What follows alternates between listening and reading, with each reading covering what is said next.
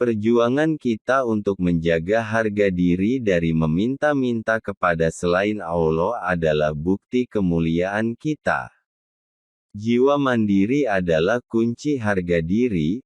Orang yang mandiri, hidupnya akan bebas dan merdeka. Tidak pernah kita berada di atas tanpa terlebih dahulu memulai dari bawah.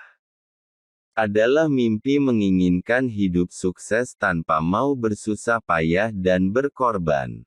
Ketika ditanya untuk apa ia melakukan semua itu, ia menjawab, "Bukankah kita makan kurma sekarang ini karena jasa orang-orang yang sudah meninggal?"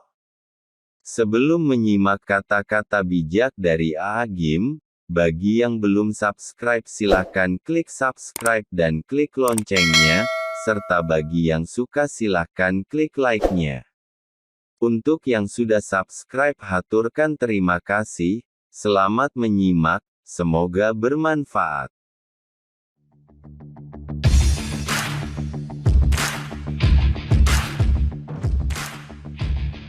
Kehormatan dan kemuliaan yang sebenarnya adalah ketika hati kita bebas dari bergantung kepada selain Allah Subhanahu wa Ta'ala. Perjuangan kita untuk menjaga harga diri dari meminta-minta kepada selain Allah adalah bukti kemuliaan kita. Jiwa mandiri adalah kunci harga diri. Satu hal yang telah hilang dari bangsa kita adalah harga diri. Betapa kita sangat bergantung kepada negara lain untuk pinjaman dan investasi. Tak aneh bila negara kita memiliki banyak utang sehingga mudah dipermainkan oleh negara yang meminjami utang tersebut. Mengapa semua ini terjadi?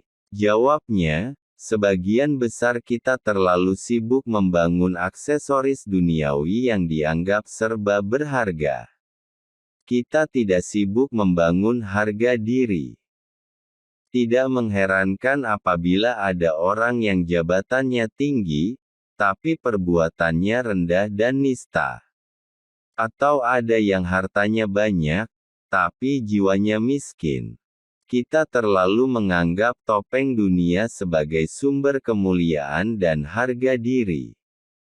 Sudah menjadi keniscayaan, setiap kita bergantung kepada selain Allah, pasti kita akan takut kalau sandaran itu diambil orang.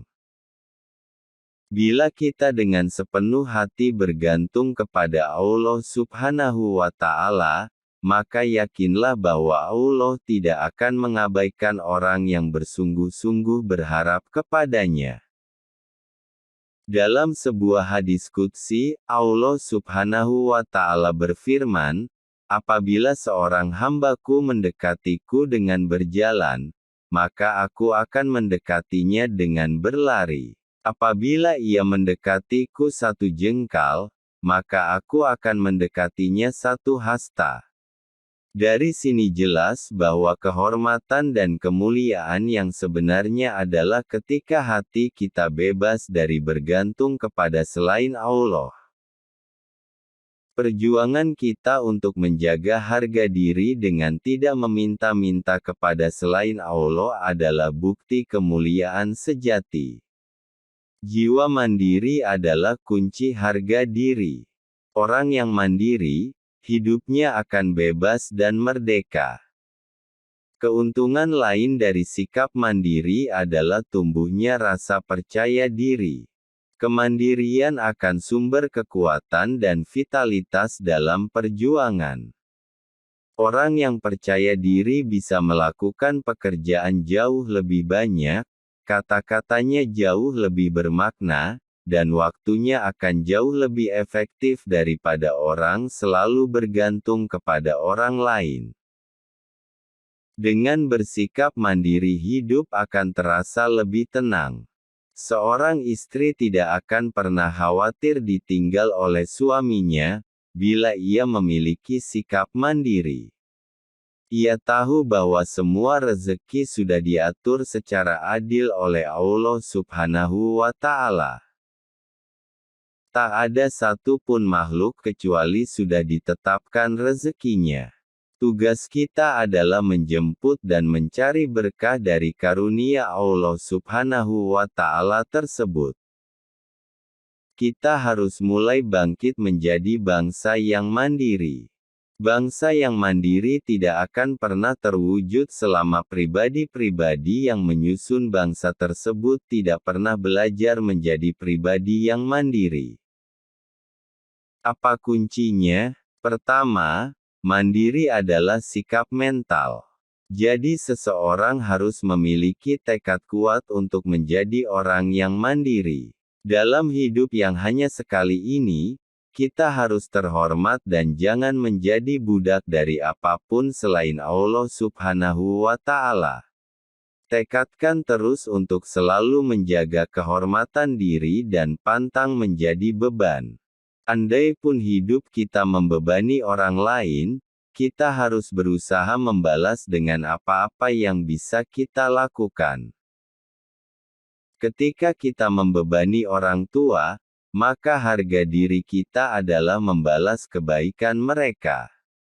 Begitupun kepada guru, teman, atau tetangga.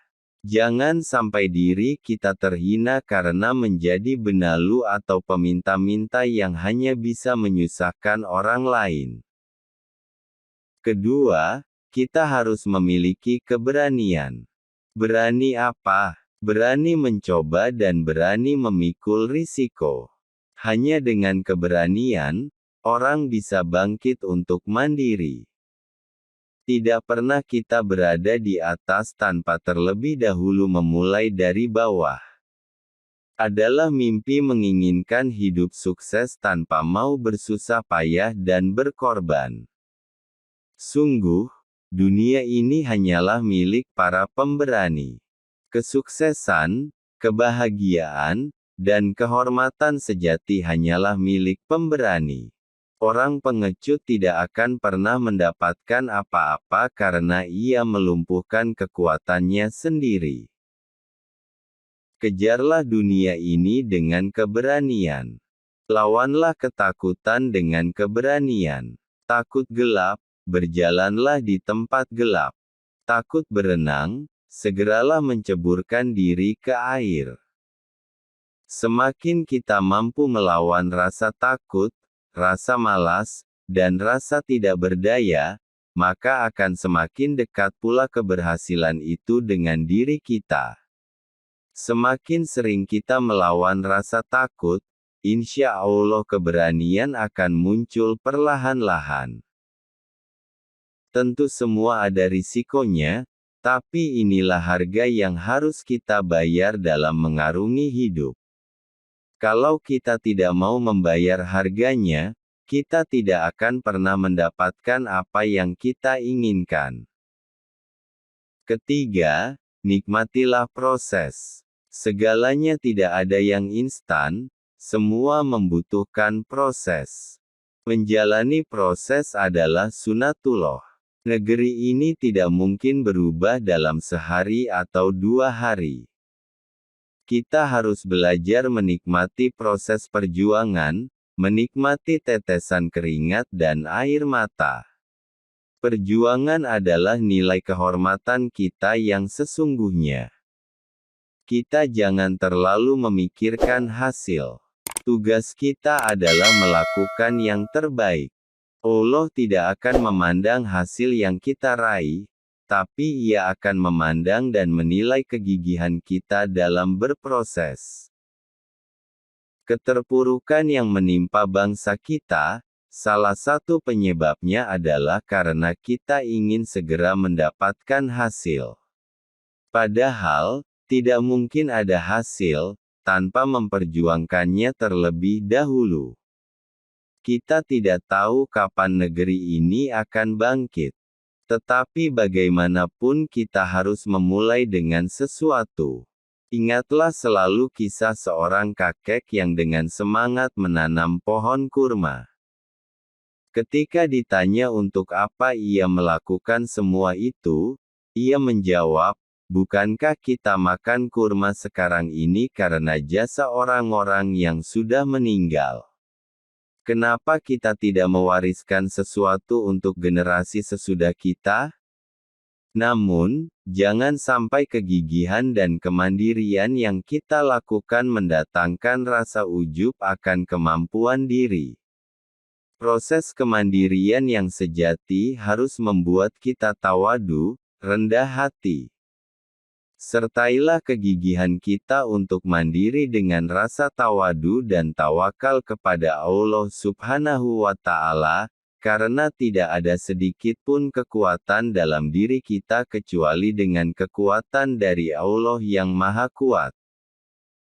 Intinya, kemandirian bukan untuk berbangga diri, tapi harus membuat kita lebih memiliki harga diri, bisa berprestasi, dan tidak membuat kita tinggi hati.